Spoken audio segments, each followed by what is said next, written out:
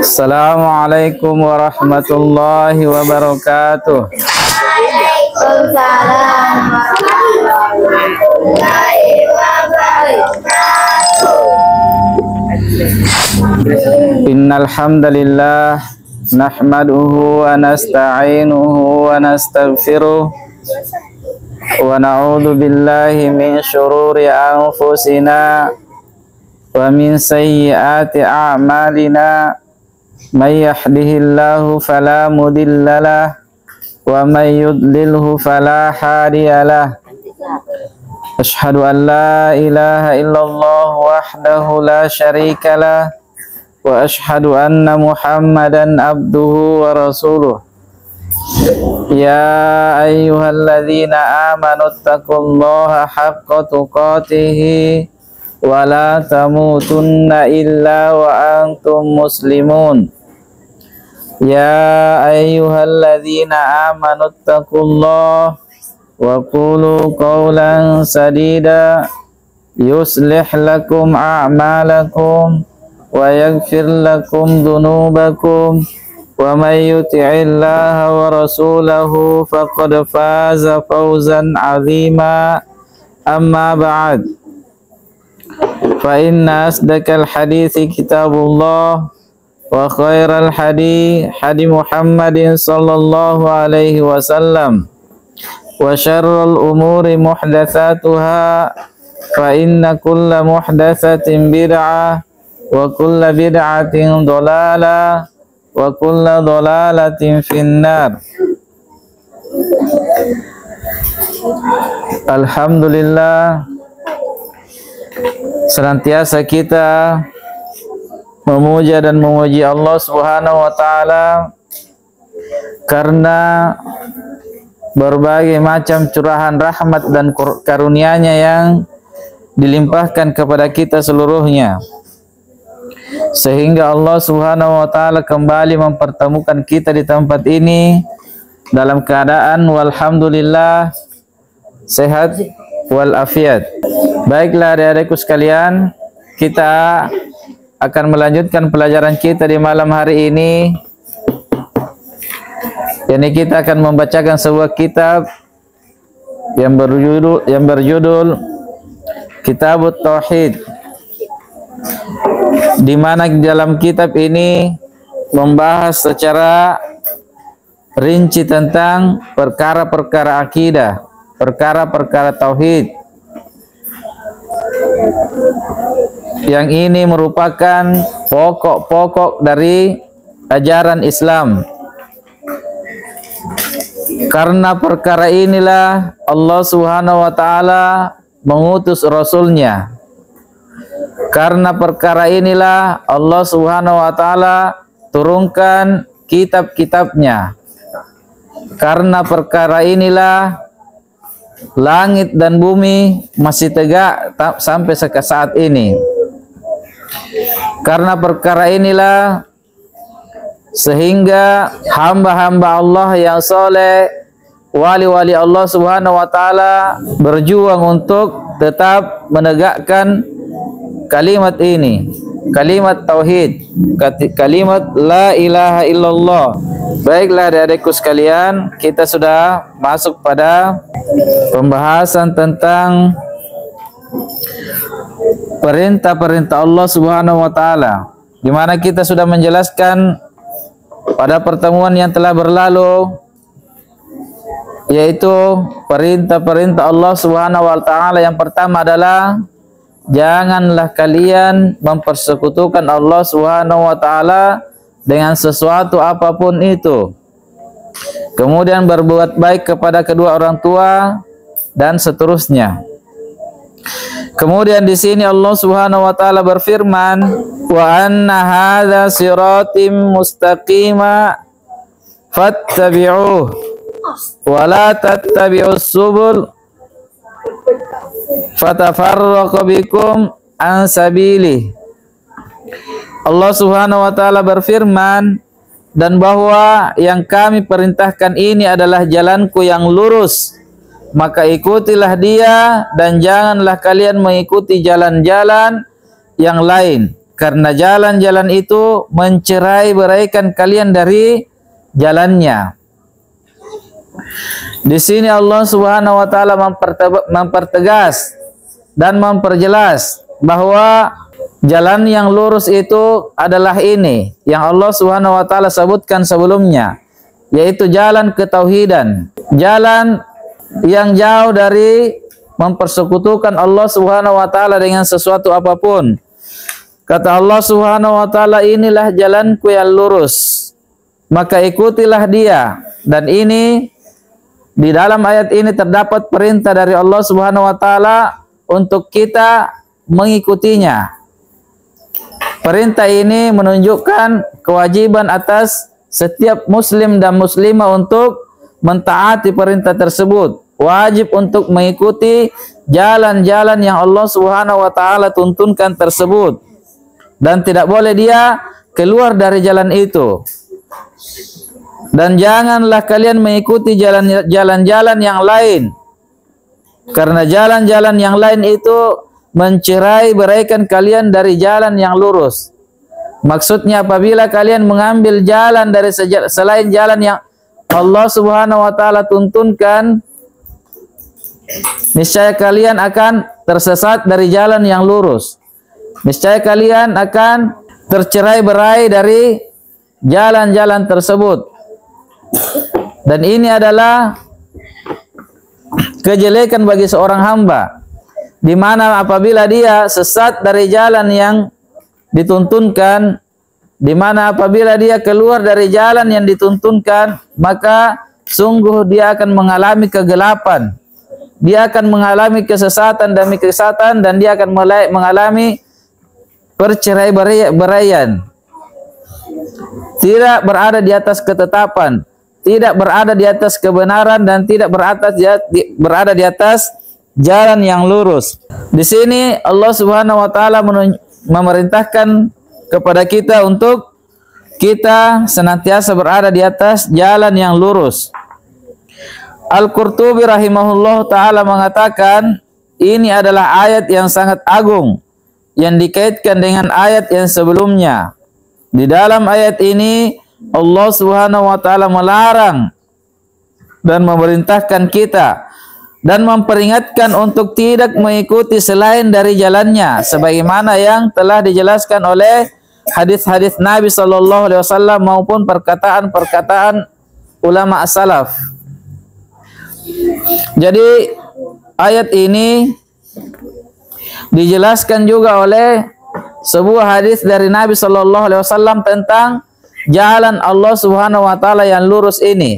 Jadi Nabi sallallahu alaihi wasallam memperjelas kembali tentang jalan Allah Subhanahu wa taala yang lurus. Kita akan menjelaskan sedikit tentang sirat, jalan yang lurus. Allah Subhanahu wa taala berkata, Allah Subhanahu wa taala memerintahkannya kepada kalian dan bahwa ini adalah jalanku. Beliau berkata, sirat adalah jalan, yaitu agama Islam. Jadi jalan yang lurus itu adalah agama Islam. Baik, kemudian Nabi sallallahu alaihi wasallam bersabda,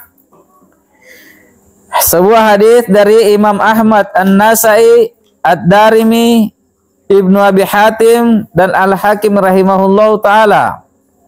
Kemudian Al-Hakim mensahihkan hadis ini. Diriwayatkan dari Ibnu Mas'ud radhiyallahu ta'ala anhu. Beliau berkata, Rasulullah sallallahu alaihi wasallam bersabda, beliau membuat sebuah garis untuk kami. Jadi Nabi sallallahu alaihi wasallam buat sebuah garis. Dibuat garis yang lurus. Kemudian Nabi sallallahu alaihi wasallam bersabda, ini adalah jalan Allah yang lurus. Dibuat garis pertama, garis yang lurus. Kemudian Nabi katakan, ini adalah jalan Allah yang lurus. Kemudian beliau membuat garis-garis yang lain di sebelah kanan garis tersebut dan di sebelah kirinya. Jadi di garis pertama tadi yang dikatakan oleh Nabi, ini adalah jalannya Allah yang lurus, dibuat juga di samping kiri kanannya garis-garis yang lain. Kemudian Nabi sallallahu alaihi wasallam bersabda, dan garis-garis yang lain ini adalah jalan-jalan yang lain, dan tidak ada satu jalan pun darinya melainkan ada di situ syaitan yang menyeru. Tidak ada satupun dari jalan-jalan yang selain jalan yang lurus itu kecuali di situ ada syaitan yang menyeru kepadanya, memanggil-manggil kepadanya. Kemudian beliau membaca firman Allah Subhanahu wa taala yang artinya, dan bahwa ini adalah jalanku yang lurus, maka ikutilah dia, dan janganlah kalian mengikuti jalan-jalan yang lain, karena jalan-jalan itu mencerai-beraikan kalian dari jalan yang lurus tersebut. Jadi yang pertama, Nabi sallallahu alaihi wasallam buat dulu garis jalan lurus, garis yang lurus dibuat dulu. Setelah itu Nabi terangkan jalan Allah inilah yang lurus, inilah jalannya Allah Subhanahu wa taala. Setelah itu Nabi sallallahu alaihi wasallam buat lagi di samping kiri kanannya itu garis-garis jalan-jalan. Kemudian Nabi sallallahu alaihi wasallam bersabda, tidak ada di antara satupun garis-garis ini, jalan-jalan ini yang selain jalan Allah ini yang lurus, kecuali di situ ada syaitan yang memanggil-manggil kepadanya, syaitan yang menyeru kepadanya. Kemudian Nabi sallallahu alaihi wasallam membacakan ayat yang tadi.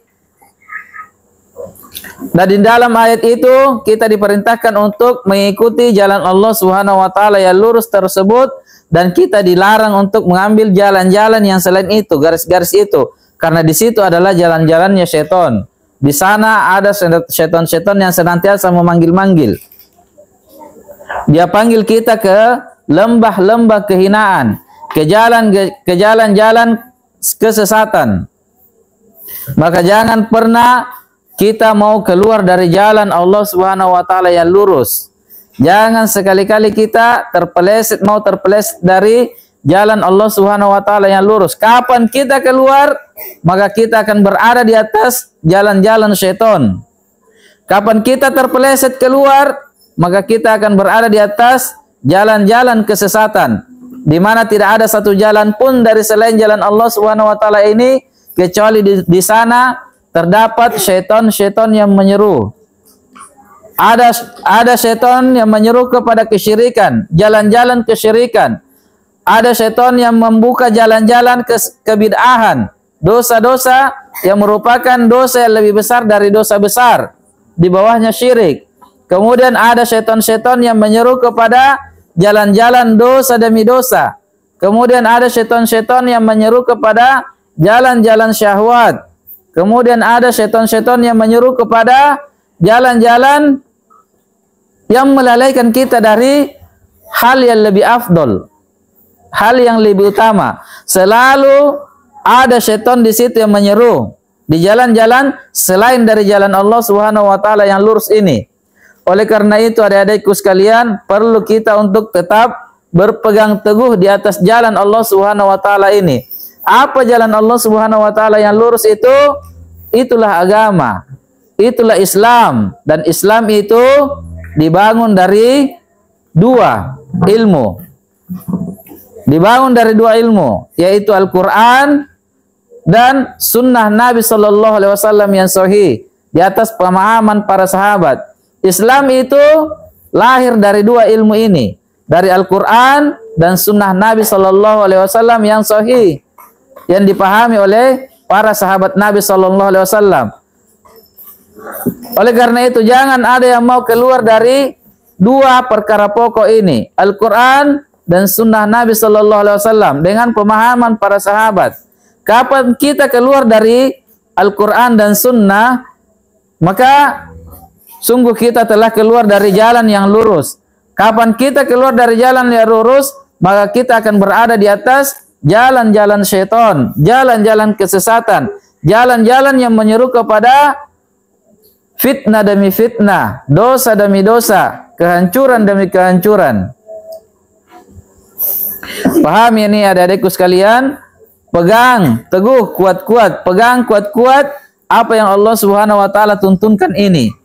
Allah Subhanahu wa taala memperjelas kepada kita bahwa jangan kalian mengikuti jalan selain dari jalanku yang lurus ini, yaitu jalan Islam. Karena jalan yang selain dari jalan Islam itu pasti akan mencerai-beraikan kalian. Pasti akan kalian dapati di sana syaitan-syaitan yang akan menyesatkan kalian, memperbodoh kalian. Jadi jalan yang lurus itu adalah jalan Islam. Di mana Islam itu lahir dari Al-Quran, lahir dari sunnah Nabi Sallallahu Alaihi Wasallam. Kalau ada orang yang mengatakan dirinya Islam, kemudian dia tidak berpegang di atas Al-Quran, di atas sunnah Nabi Sallallahu Alaihi Wasallam, maka dia adalah Islam yang munafik. Namanya saja Islam, KTP-nya saja Islam, namun pada hakikatnya jiwanya bukan jiwa-jiwa seorang yang Islam, bukan jiwa yang tunduk patuh terhadap Islam. Kalau ada orang yang mengatakan dia adalah pengikut Nabi Sallallahu Alaihi Wasallam, namun dia jauh dari sunnah-sunnah Nabi Sallallahu Alaihi Wasallam dalam beramal, dia senantiasa melakukan perkara-perkara yang menyelisihi sunnah-sunnah Nabi Sallallahu Alaihi Wasallam, maka dia ini bukanlah seorang pengikut Nabi Sallallahu Alaihi Wasallam yang benar. Pengakuannya saja, namun dia adalah seorang pengikut-pengikut syaitan, pengikut-pengikut hawa nafsu. Apa maksud Nabi Sallallahu Alaihi Wasallam bahwa selain dari jalan Allah Subhanahu Wa Taala yang lurus itu, selain dari garis yang lurus itu, di sana terdapat jalan-jalan syaitan. Ada 3 poin besar yang dimaksud oleh Nabi Sallallahu Alaihi Wasallam di sini adalah yang merupakan jalannya syaitan. Jalan-jalan syaitan ada 3 poin besar. Namun kita sebentar akan menguraikan tentang 3 poin ini. Yang pertama yang diserukan oleh syaitan adalah mereka menyeru dari jalan-jalan kesesatan itu perkara yang paling mereka sukai, yaitu terjerumusnya seorang hamba kepada lembah kesyirikan. Mereka akan senantiasa memanggil-manggil manusia untuk mereka melakukan kesyirikan, menduakan Allah Subhanahu wa taala, berbuat syirik kepada Allah Subhanahu wa taala, berbuat kekafiran.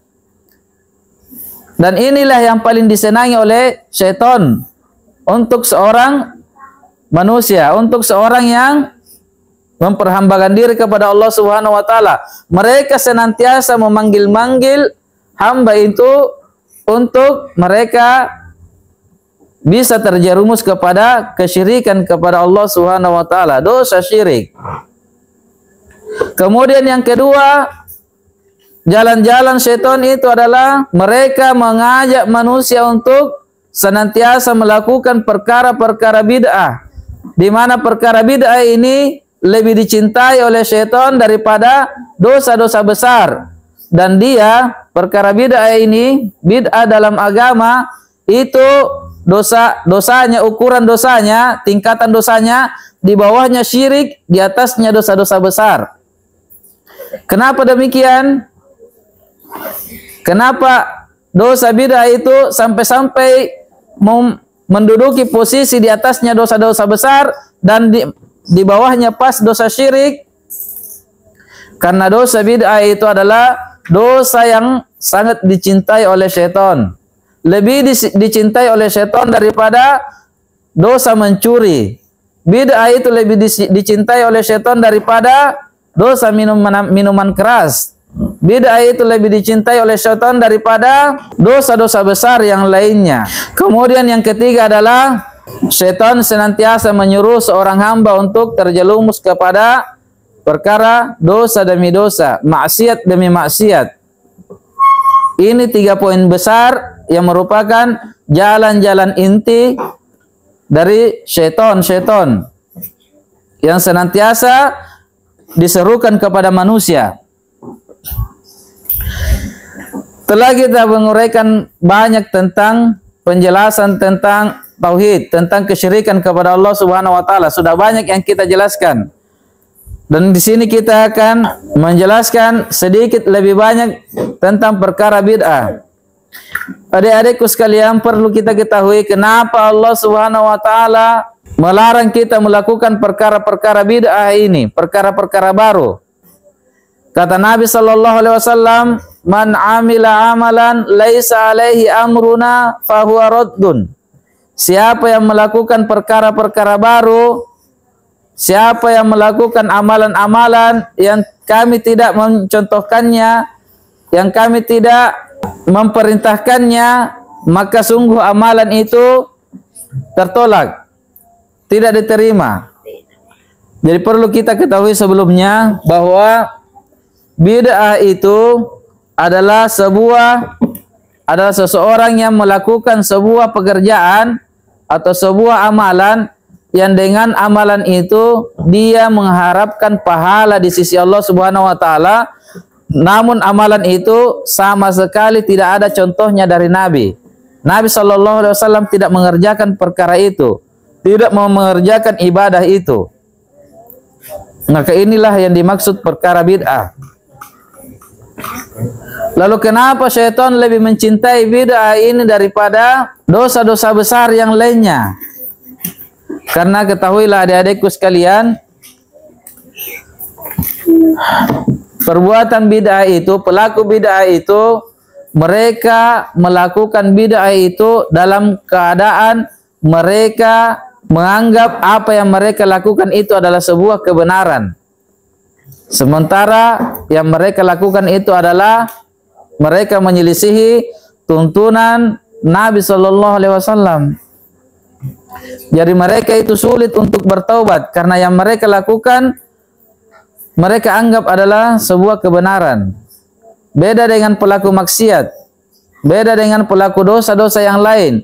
Pencuri kalau ditanya pekerjaannya itu adalah pekerjaan jelek, dia akui itu adalah sebuah dosa, sehingga masih memungkinkan untuk dia bertaubat kepada Allah Subhanahu wa taala karena dia sadar bahwa apa yang dia kerjakan itu adalah sebuah dosa. Namun pelaku bid'ah sulit untuk mereka bertobat. Kenapa? Karena mereka tidak menyadari kalau yang dilakukan itu adalah sebuah dosa. Bahkan mereka menganggap apa yang mereka lakukan itu adalah ibadah kepada Allah Subhanahu wa taala. Dan Nabi sallallahu alaihi wasallam pernah bersabda, sesungguhnya Allah Subhanahu wa taala tidak akan pernah mengampuni dosa bid'ah. Maksud Nabi sallallahu alaihi wasallam di sini bukan berarti kalau seseorang pelaku bid'ah itu kalau dia mau bertobat kepada Allah Subhanahu wa taala bukan berarti Allah betul-betul tidak mengampuninya. Karena yang dimaksud oleh Nabi di sini adalah karena sulitnya pelaku bid'ah itu bertobat. Berat mereka untuk melakukan taubat kepada Allah Subhanahu wa taala. Karena mereka melakukan itu, bid'ahnya itu dalam keadaan mereka sadar bahwa apa yang dilakukannya itu adalah sebuah ibadah, bukan sebuah dosa. Jadi apa yang mau ditobatkan? Orang yang bertobat itu orang yang menyadari kesalahannya, orang yang menyadari perbuatannya adalah sebuah dosa, sehingga dia bertobat kepada Allah Subhanahu wa taala. Sementara pelaku bid'ah dia tidak mengetahui kalau kelakuannya itu adalah dosa dari dosa-dosa yang dibenci oleh Allah Subhanahu wa taala. Sehingga sulit untuk mereka bertobat, berat untuk mereka bertobat. Bagaimana caranya bertobat sementara yang mereka lakukan adalah mereka yang meyakininya sebagai sebuah kebenaran. Yang kita sampaikan tadi, yang pertama adalah kesyirikan, yang kedua bid'ah, dan yang ketiga adalah dosa-dosa. Syaitan akan senantiasa menyeru kepada perbuatan dosa dan maksiat. Dan dosa itu ada dua macamnya. Ada dosa besar dan ada dosa kecil. Ada dosa besar dan ada dosa kecil. Jadi yang pertama yang diserukan oleh syaitan untuk seorang hamba adalah pertama yaitu kesyirikan kepada Allah. Syaitan akan berupaya agar seorang hamba itu berbuat syirik kepada Allah yang akhirnya hamba itu akan binasa dunia dan akhirat. Betul-betul akan binasa, dan inilah dosa yang paling dicintai oleh syaitan. Kemudian yang kedua adalah perkara bid'ah. Syaitan akan menyerukan untuk manusia melakukan perkara-perkara bid'ah yang akan merusak amalannya, sehingga hamba itu akan menjadi hamba-hamba yang merugi. Sementara dia telah menyangka bahwa dia melakukan amalan yang banyak, sementara amalannya itu adalah amalan yang tertolak, bukan amalan yang diterima. Inilah seruan-seruan syaitan. Kemudian yang ketiga, syaitan akan menyeru kepada dosa demi dosa. Kalau syaitan tidak mampu lagi menyeru hamba untuk melakukan kemusyrikan, karena hamba itu tahu betul jalan-jalan kesyirikan, sehingga dia tidak mau mendekat-dekat dengan kesyirikan. Nah, kalau syaitan sudah berputus asa menggoda hamba ini untuk berbuat syirik, namun dia tidak berhasil, maka dia akan digoda untuk melakukan bid'ah demi bid'ah. Kalau tidak berhasil juga, karena hamba ini sudah tahu betul bahwa bid'ah itu adalah jalan yang sesat, penyebab tertolaknya amalan. Kalau syaitan sudah putus asa dari hamba ini, maka dia akan menyeru hamba itu, seorang manusia itu, untuk melakukan dosa-dosa besar. Kalau dia juga tidak mampu, putus asa karena hamba itu, manusia yang dia goda itu adalah manusia yang paham bahwa dosa itu akan membinasakannya, dosa itu akan menghancurkannya nanti di akhirat, sehingga dia tidak bisa menggodanya untuk melakukan dosa besar, maka dia akan mempengaruhinya, dia akan menggodanya untuk melakukan dosa-dosa kecil. Dia akan menyampaikan kepada manusia bahwa tidak mengapa dosa kecil, lakukanlah sekali-sekali. Tidak mengapa dosa kecil, mudah untuk diampuni. Dia akan senantiasa membujuk seorang hamba untuk melakukan dosa-dosa kecil. Dan berkata para ulama bahwa kehancuran akibat meremehkan, mengenteng-entengkan dosa kecil adalah kehancuran yang betul-betul bisa membinasakan manusia. Karena ketahuilah, gunung itu bisa tegak karena gumpalan dari batu-batu kecil. Gunung itu bisa tegak karena gumpalan dari batu-batu kecil. Tidak ada dosa kecil kalau dosa kecil itu terus-menerus dilakukan. Terus-menerus dilakukan. Kecil, akhirnya akan menjadi besar. Inilah pengaruh-pengaruh syaitan. Dan ketika syaitan juga tidak mampang, tidak bisa mempengaruhi hamba itu untuk melakukan dosa-dosa kecil, karena hamba ini adalah seorang yang kuat ilmunya dan kuat keimanannya. Maka apa yang dilakukan oleh syaitan? Syaitan akan membuat seorang hamba itu terlena dengan perkara-perkara yang mubah. Perkara-perkara yang mubah, bukan dosa, boleh, tapi tidak mendatangkan pahala. Mubah, boleh-boleh saja. Kemudian kalau syaitan juga tidak memampan, tidak berhasil menggoda seorang hamba untuk melakukan perkara mubah, maka dia akan membuat seorang hamba itu lalai dari perkara yang lebih afdol. Ketika dia ingin mengerjakan perkara yang lebih afdol, maka syaitan akan menggodanya, tidak usah lakukan itu, lakukan ini saja, ini juga amalan, ini juga sunnah. Padahal ada sunnah yang lebih mulia dari itu. Karena di dalam agama kita, amalan itu bertingkat-tingkat. Amalan itu bertingkat-tingkat. Ada amalan yang dosanya sangat tinggi. Ada amalan yang pahalanya sangat tinggi. Ada amalan yang pahalanya sederhana, dan ada amalan yang pahalanya biasa-biasa saja. Dan di sini syaitan akan senantiasa mengarahkan seorang hamba agar biasa-biasa saja. Tidak usah mendapatkan pahala yang sangat tinggi. Biasa-biasa saja. Solat seadanya saja. Cukup solat diterima saja. Tidak usah mau mencari kesempurnaannya solat.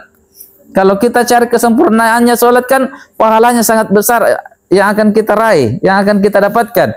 Namun disinilah peranan syaitan. Kenapa syaitan senantiasa menggoda manusia untuk memperlambat solatnya? Karena syaitan itu kalau tidak berhasil membuat kita terjerumus ke dalam dosa, dia akan membuat kita lalai dari perkara yang lebih afdol. Sebagaimana yang Allah Subhanahu wa taala berfirmankan, fawailul lil musallin. Celaka orang yang salat. Baca artinya kalau tidak percaya. Fawailul lil musallin, celaka orang yang salat.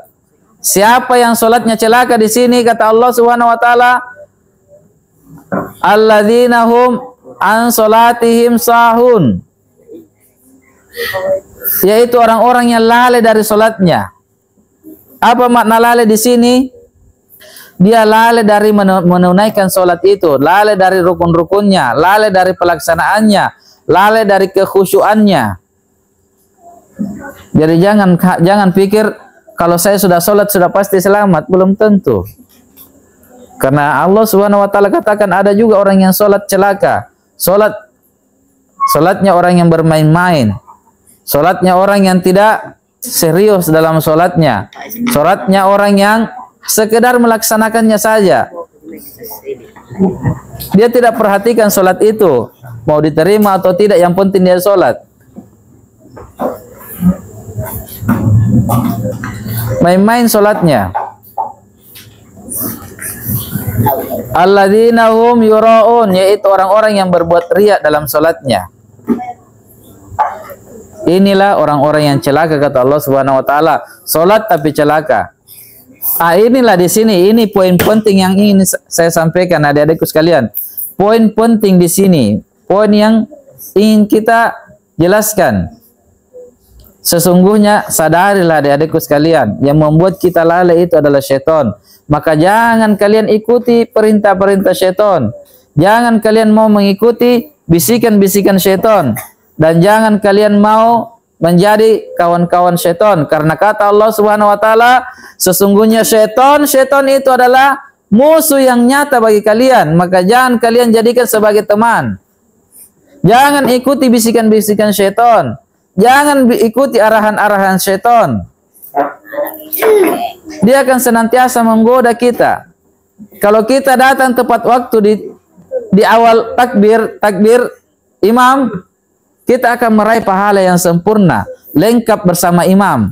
Namun apa kata syaitan? Tidak usah, sebentar saja. Syaitan itu yang menggoda kita. Syaitan itu yang memasukkan ke dalam akal kita. Tidak usah, sebentar saja. Nanti mau rukuk sama ji. Padahal bagaimana mungkin sama? Tidak akan mungkin sama dengan orang yang datang di awal dengan yang terlambat. Tidak bisa sama, adik-adikku sekalian, tidak bisa sama. Allah Maha Adil. Allah melihat siapa hamba-hambanya yang awal dan siapa yang terlambat, siapa yang suka terlambat. Jangan mengikuti bisikan syaitan, karena semua yang menjerumuskan manusia ke dalam neraka, semua manusia yang berada di neraka itu akibat bujukannya syaitan. Kenapa? Karena manusia itu senantiasa memperturutkan keinginan syaitan. Apa saja yang dibisikkan kepadanya diikuti. Apa saja yang digodakan kepadanya diikuti. Maka jangan ikuti langkah-langkah syaitan kalau mau selamat. Di sini Nabi sallallahu alaihi wasallam jelas-jelas menyeru kita. Ini adalah jalannya Allah yang lurus, dan yang selain itu adalah jalannya syaitan. Kapan kita keluar dari ketaatan kepada Allah Subhanahu wa taala, maka syaitanlah yang akan kita ikuti. Syaitan yang akan memanggil-manggil ke sini. Ayo kita sama-sama. Tidak usah melakukan itu. Itu pekerjaan bodoh, nanti saja, umur masih panjang. Itu adalah bisikannya syaitan. Maka sadari ini adik-adikku sekalian. Pahami ini kalau kita betul-betul mau selamat. Kalau kita betul-betul mengatakan kita beriman kepada Allah Subhanahu wa taala, maka jauhi langkah-langkah syaitan. Jauhi jalan-jalan syaitan. Senantiasalah kita melawan godaan-godaan syaitan. Lawan itu. Jangan diikuti.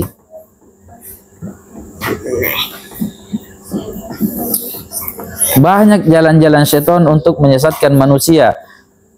Kalau kita tidak mempelajari jalan-jalan syaitan, kalau kita tidak mengetahui langkah-langkah syaitan, sulit untuk kita selamat. Sebelum saya sampaikan ini, tidak ada di antara kita yang menyadari bahwa lambatnya kita melaksanakan sholat atau sengajanya kita memperlambat-lambat untuk melaksanakan sholat, kita tidak menyadari bahwa itu adalah rayuan syaitan. Padahal syaitan itu kalau diikuti kemauannya, Dia itu menertawai kita, terbahak-bahak di dekat kita. Celaka kamu, celaka kamu. Bahagianya setan itu kalau didengarkan bisikan-bisikannya. Baik, ini dulu adik-adikku sekalian. Subhanakallahumma wa bihamdik, asyhadu an la ilaha illa anta, astaghfiruka wa atubu ilaik. Assalamualaikum warahmatullahi wabarakatuh.